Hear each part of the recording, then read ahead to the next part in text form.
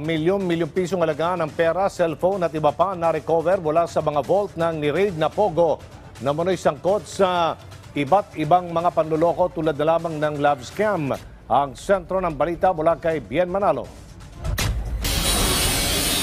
Isa lang ito sa mga tagpo sa muling paghalughog sa cybercrime hub sa Pasay City ng pinagsanib na puwersa ng NBI, DOJ, DI-City at iba pang otoridad. Matatanda ang nauna ng pinasok ang naturang cybercrime hub noong August 1. Target ngayon ng mga otoridad na buksan at alamin ang nilalaman ng mahigit 30 vault na natagpuan sa loob ng pasilidad. Mahigit 7 milyong pisong halaga ng cash at cellphone ang nakuha mula sa ilang vault na nabuksan na. Na-recover din ang mga passport, visa at mga SIM card. Ayon sa mga otoridad, iba't ibang scam ang isinasagawa sa Pogo Hub.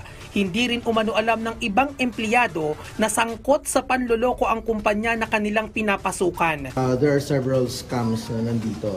We have love scams, we have task scams, we have crypto scams, and we have illegal gambling here. Yung kanilang operation po is napaka-segregated, napaka-siloed na hindi alam ng ibang mga nagtatrabaho rito na they are actually in a scam. So it's very ina-isolate naman nila ang bawat part ng operation po nila.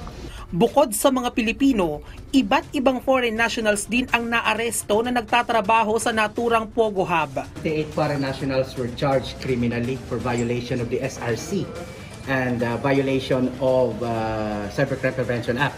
And around 84 Filipinos were also charged. But then, the 84 Filipinos were let go because we didn't have sufficient evidence at that time to charge them. So, ano po sila release for further investigation, RFI.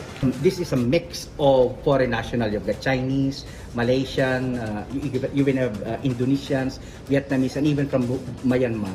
Inaasahang matatapos ngayong araw ang pagbubukas sa mga natitira pang vault at pag-iimbentaryo ng mga laman nito. Bien Manalo para sa Bayan.